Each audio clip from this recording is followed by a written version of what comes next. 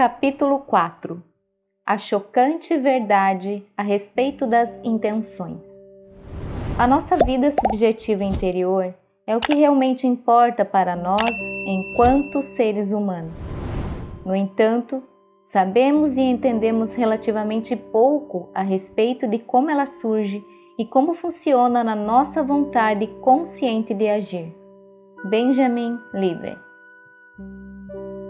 Depois daquela primeira conversa por telefone com o Dr. Heulin, eu estava ansioso para obter outras informações. Fiz perguntas a ele sobre o seminário que ele iria apresentar algumas semanas depois. Ele não tentou me convencer a participar. Disse que estava constantemente fazendo uma limpeza, de modo que somente as pessoas certas compareceriam ao seminário. Ele tinha certeza de que a divindade, a palavra preferida dele para o poder maior do que todos nós, mas que é todos nós, tomaria as providências adequadas para que tudo saísse da maneira correta. Perguntei ao meu amigo Mark Ryan, o homem que mencionou o Dr. Heulin para mim pela primeira vez, se ele gostaria de ir comigo. Ofereci-me para pagar a parte dele, como um presente por ele ter falado comigo a respeito desse milagre e do fazedor de milagres. É claro que Mark aceitou. Pesquisei um pouco mais antes da viagem. Perguntei aos meus botões se o método desse terapeuta teria alguma coisa a ver com Runa, um método de cura popular do Havaí. Enquanto lia, descobri que eles não estavam nem um pouco relacionados. Runa é um nome que Marx Freedom Long, o empreendedor que virou autor, deu à sua versão do espiritualismo havaiano. Ele afirmou ter aprendido uma tradição secreta com os amigos havaianos quando trabalhou como professor no Havaí. Ele fundou a Runa Fellowship em 1945 e depois publicou uma série de livros, sendo que um dos mais populares é The Secret Science Behind Miracles. Embora fascinante, o trabalho de Long não tinha nada a ver com o terapeuta que eu estava investigando. Eu estava começando a descobrir que o terapeuta praticava um método do qual Long nunca ouvira falar, pelo menos não da maneira como o Dr. Heulin o praticava. À medida que continuei a ler e a aprender, a minha curiosidade aumentou. Eu mal podia esperar pelo dia do voo que me levaria ao encontro do agente de cura. Voei para Los Angeles, encontrei-me com Mark e fui para Calabasa, na Califórnia. Mark levou-me para um passeio em Los Angeles antes de partirmos e nos divertimos bastante. No entanto, ambos queríamos conhecer o homem a respeito de quem tanto tínhamos ouvido falar. Embora Mark e eu tivéssemos tido uma conversa profunda e estimulante durante o café da manhã, o que nós dois realmente desejávamos era que o seminário começasse logo. Quando chegamos à sala do evento, deparamos com uma fila de cerca de 30 pessoas. Fiquei tentando ficar na ponta do pé o tempo todo para poder enxergar por cima da cabeça das pessoas. Eu queria ver o agente de cura, eu queria ver o homem misterioso. Eu queria ver o Dr. Heulin. Quando finalmente cheguei à porta, fui recebido por ele. Aloha, Joseph, disse o Dr. Heulin, estendendo a mão. A voz dele era suave, mas ele tinha carisma e autoridade. Vestia uma calça caqui, tênis, a camisa aberta no colarinho e paletó. Tinha na cabeça um boné de beisebol, o qual, mais tarde, vinha a saber que era sua marca registrada. Aloha, Mark, disse ele para o meu amigo.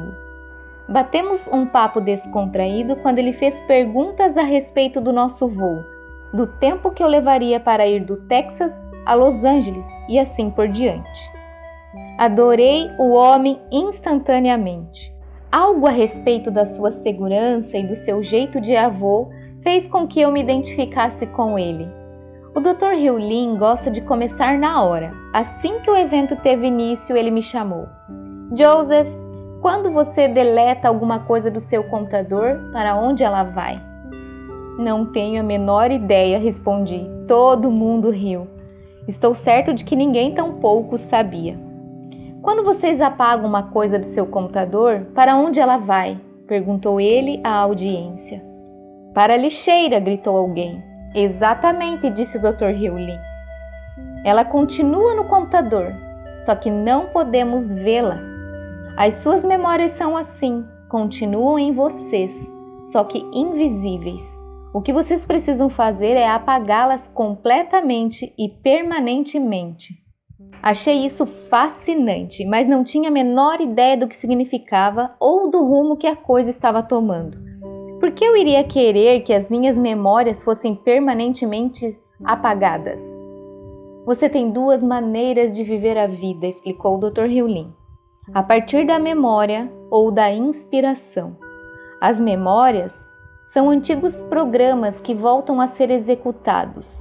A inspiração é o divino transmitindo-lhes uma mensagem. Vocês precisam viver a partir da inspiração. A única maneira de ouvir o divino e receber inspiração é limpar todas as memórias. A única coisa que vocês precisam fazer é uma limpeza. O Dr. Hewlin passou bastante tempo explicando como o divino é o nosso estado zero. É onde temos limite zero. Não há memórias, não existe identidade, nada além do divino.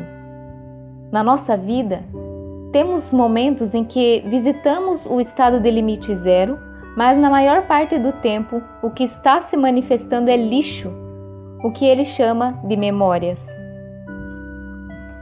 Quando eu trabalhava no hospital psiquiátrico e examinava as fichas dos pacientes, disse ele, eu sentia dor dentro de mim. Era uma memória compartilhada.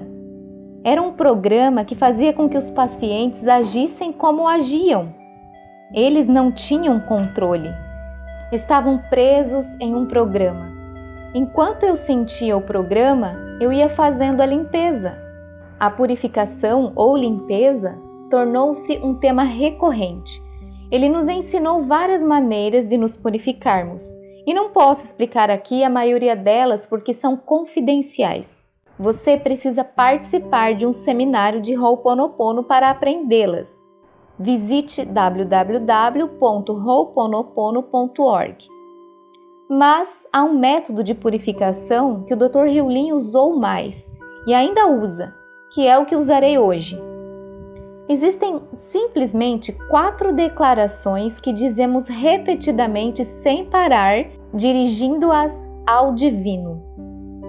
Eu te amo, sinto muito, por favor me perdoa, obrigado.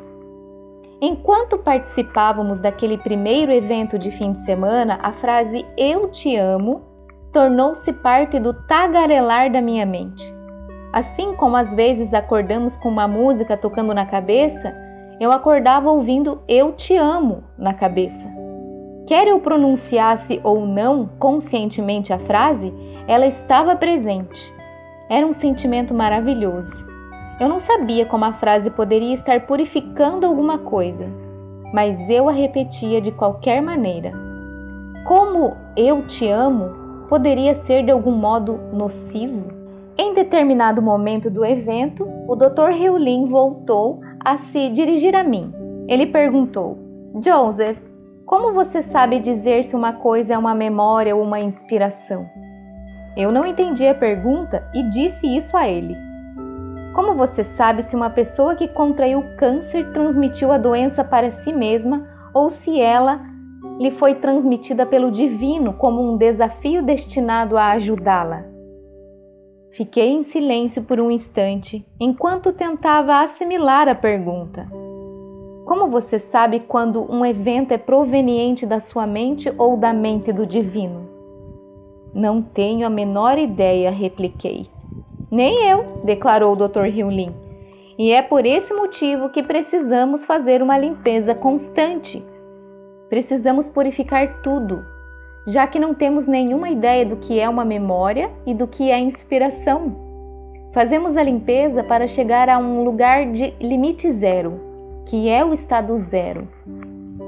O Dr. Hewlin afirma que a nossa mente tem uma visão minúscula do mundo, e essa visão não apenas é incompleta, como também incorreta.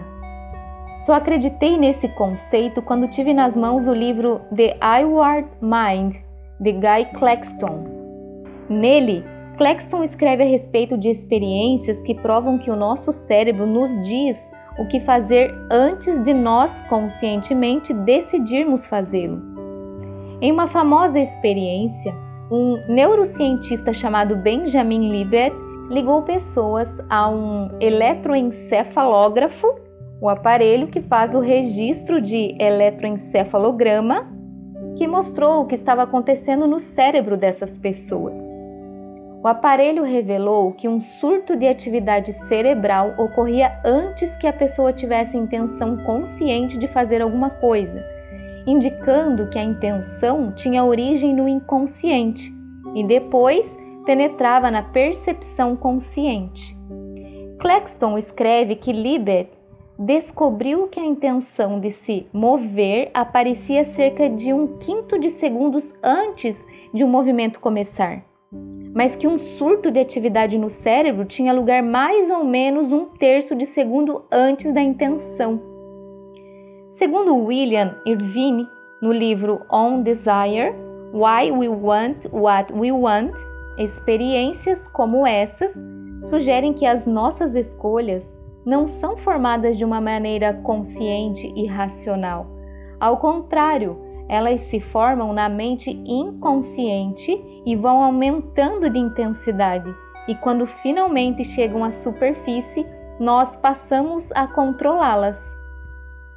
E o próprio Benjamin Libet, o homem que realizou as experiências polêmicas e reveladoras, escreveu o seguinte no livro Mind Time: o surgimento inconsciente da intenção de agir não poderia ser controlado conscientemente. Somente a sua consumação final em um ato motor poderia ser conscientemente controlada. Em outras palavras, o impulso de escolher esse livro pode dar a impressão de ter tido origem na sua escolha consciente, mas na realidade o seu cérebro primeiro enviou um sinal para que você o escolhesse e depois a sua mente consciente seguiu o sinal como uma intenção declarada, algo como: este livro parece interessante, acho que vou ficar com ele. Você poderia ter escolhido não ficar com o livro, algo que você teria racionalizado de alguma outra maneira, mas você não poderia controlar a origem do sinal propriamente dito que o estava encorajando a agir. Sei que é difícil de acreditar nisso. De acordo com Claxton, nenhuma intenção jamais se origina na consciência. Nenhum plano jamais é preparado ali. As intenções são premonições, símbolos que lampejam nos cantos da consciência para indicar o que talvez esteja prestes a ocorrer. Aparentemente, uma intenção clara nada mais é do que uma premonição clara. O que me perturba é o seguinte: de onde veio o pensamento?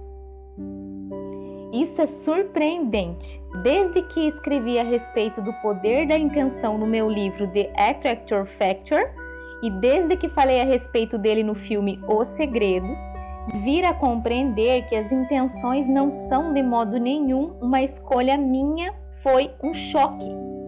Tudo indica que o que eu pensei que estava fazendo quando defini uma intenção era simplesmente a verbalização de um impulso que já estava em atividade no meu cérebro. A questão torna-se então a seguinte: o que ou quem fez com que o meu cérebro enviasse a intenção? Na realidade, perguntei mais tarde ao Dr. Hewlin: quem está no comando? Ele riu e disse que tinha adorado a pergunta. Confesso que eu ainda estava confuso a respeito das intenções. Perdi 36 quilos sendo mentalmente vigoroso e impondo a minha intenção de perder peso. Mas eu estava declarando uma intenção ou simplesmente reagindo ao sinal do meu cérebro para que eu perdesse peso? Foi uma inspiração ou uma memória? Escrevi para o Dr. Hewlin e fiz essa pergunta. E ele respondeu dizendo: nada existe no zero, ao acua, nenhum problema, nem mesmo a necessidade da intenção. As preocupações com o peso são simplesmente memórias que estão sendo reencenadas. E essas memórias substituem o zero, você. O retorno ao zero, você, requer que a divindade apague as memórias por trás das preocupações com o peso. Apenas duas leis determinam as experiências: a inspiração da divindade e a memória armazenada na mente subconsciente, sendo a primeira nova em folha e a última velha. Jesus teria supostamente dito o seguinte: procurai primeiro o reino, zero, e tudo mais será acrescentado, inspiração. O zero é a residência de você e da divindade, de onde e de quem brotam todas as bênçãos, a riqueza, a saúde e a paz. Oi, Dr. Hugh Lin. Até onde pude depreender, o Dr. Hugh Lin estava olhando além das intenções e dirigindo-se à origem, o estado zero, onde não existe limite. A partir de lá, experimentamos a memória ou a inspiração. A preocupação com o peso é uma memória. A única coisa a fazer é amá-la, perdoá-la e até mesmo agradecer por ela. Ao purificá-la, você está garantindo que o divino terá uma chance de produzir uma inspiração. O que parece ser verdade é que o meu desejo de comer em excesso, que me manteve obeso durante a maior parte da minha vida, era um programa. Ele se forma no inconsciente, a não ser que eu o purifique. Ele permanecerá lá e continuará a efervescer. Na medida em que ele está sempre vindo à tona, tenho que permanecer consciente da minha escolha: comer ou não em excesso. Isso acaba se tornando uma batalha que dura a vida inteira. Não é nem um pouco divertido. Sem dúvida, podemos neutralizar a tendência dizendo não a ela, mas isso, obviamente, exige empenho e energias enormes. Com o tempo, dizer não à satisfação do desejo pode tornar-se um novo hábito, mas temos que passar por um verdadeiro inferno para chegar a esse ponto. Em vez disso, quando fazemos uma limpeza na memória, ela acaba desaparecendo. Depois, o desejo de comer em excesso não mais se manifestará, somente a paz permanecerá. Em resumo, a intenção era mero farrapo quando comparada à inspiração. Enquanto mantive a intenção de fazer alguma coisa, continuei a lutar com o que existe. Assim que entreguei os pontos e cedi à inspiração, a vida se transformou. Eu ainda não tinha certeza se era assim que o mundo realmente funcionava, e ainda estava confuso a respeito do poder da intenção. Então decidi continuar a investigar. Jantei com Rhonda Byrne, criadora e produtora do filme de sucesso O Segredo. Perguntei a ela uma coisa que eu tinha enorme vontade de saber. Você criou a ideia do filme ou você recebeu a ideia? Eu sabia que ela recebera a inspiração de criar o hoje famoso trailer que causou uma epidemia de marketing. Assista o trailer em www.thesecret.tv. Ela me disse certa vez que a ideia do teaser do filme surgiu de repente em um intervalo de poucos segundos. Ela criou o trailer propriamente dito em 10 minutos. Ela claramente recebeu algum tipo de inspiração que o resultou na produção do mais poderoso teaser de filme da história. Mas eu queria saber se a ideia do filme final, propriamente dito, teve origem em uma inspiração ou se ela sentiu que fez o filme por outras razões. Esse era o ponto crucial do meu interesse pelas intenções. Estávamos declarando intenções que faziam diferença ou recebendo ideias que posteriormente chamávamos de intenções? Foi o que perguntei a ela enquanto jantávamos. Rhonda permaneceu quieta por um longo tempo. Ela pareceu desligada, contemplando a minha pergunta, buscando a resposta dentro de si mesma. Finalmente falou. Não tenho certeza, disse ela. A ideia veio até mim, sem dúvida.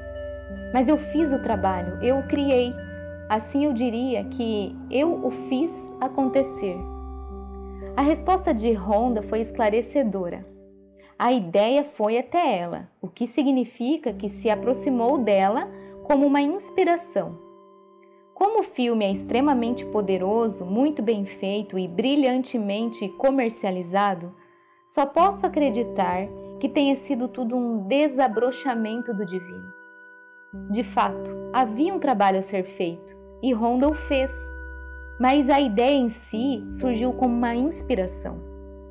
O interessante é que depois de o filme já ter sido lançado, havia vários meses, e a agitação em torno dele estar atingindo proporções históricas, Rhonda enviou um e-mail para todos os que estrelaram no filme dizendo que este agora tinha uma vida própria. Em vez de declarar intenções, Rhonda agora estava atendendo chamados e agarrando oportunidades. Um livro estava surgindo. Larry King estava fazendo um especial de 2 partes baseado nas ideias do filme. Uma versão em áudio estava sendo lançada. Continuações estavam a caminho. Quando agimos a partir do estado zero, no qual não existe limite, não precisamos de intenções. Simplesmente recebemos e agimos, e milagres acontecem. No entanto, é possível interromper a inspiração. Rhonda poderia ter dito não ao incentivo de fazer o filme. Parece ser aí que o livre-arbítrio entra em cena. Quando a ideia de fazer alguma coisa aparece na nossa mente, seja ela proveniente da inspiração ou da memória, podemos escolher agir ou não em função dela, se estivermos conscientes do impulso. De acordo com Jeffrey Schwartz, no seu convincente livro The Mind and the Brain, a nossa vontade consciente, o poder de escolha, é capaz de cancelar um impulso que teve início no nosso inconsciente. Em outras palavras, você pode receber o impulso de adquirir este livro, mas pode neutralizar esse impulso se quiser fazê-lo. Isso é o livre-arbítrio, ou a livre vontade, ou como Schwartz o descreve, a livre não vontade. Ele escreve que, em anos posteriores, ele, Libet, abraçou a ideia de que o livre-arbítrio atua como um guarda-cancela para os pensamentos que interrompem do cérebro e não se esquivou das implicações morais disso. William James, o lendário psicólogo, sentia que o livre-arbítrio tem lugar depois do impulso que temos de fazer uma coisa e antes de efetivamente fazermos. Novamente, você pode dizer sim ou não ao impulso. É preciso estar plenamente consciente para perceber a escolha. O que o Dr. Heulin estava me ensinando era que por meio da limpeza constante de todos os pensamentos, sejam eles decorrentes da inspiração ou da memória, eu seria capaz de escolher melhor o que era certo naquele momento. Comecei a compreender que a minha perda de peso teve lugar porque escolhi não obedecer à memória ou ao hábito que estava me incentivando a comer mais e me exercitar menos. Ao escolher não seguir esses impulsos causadores de dependência, eu estava introduzindo a minha capacidade de livre vontade ou de livre não vontade. Em outras palavras, o anseio de comer em excesso era uma memória, não uma inspiração. Ele era proveniente de um programa, não do divino. Eu estava desconsiderando o programa ou neutralizando-o. O que entendi que o Dr. Heulin estava sugerindo como uma melhor abordagem era amar o programa até que este se dissolvesse e tudo que restasse seria divindade. Eu ainda não entendia bem tudo isso, mas estava prestando atenção e escolhendo não eliminar nada por ser novo. Eu mal poderia imaginar o que me estava reservado a seguir. Gente, esse foi o capítulo 4 do livro Limite Zero. Continuem acompanhando todos os capítulos aqui no meu canal, na playlist Audiobook Limite Zero. Gratidão pela sua presença aqui. Fiquem com Deus e a gente se vê no próximo vídeo. Tchau!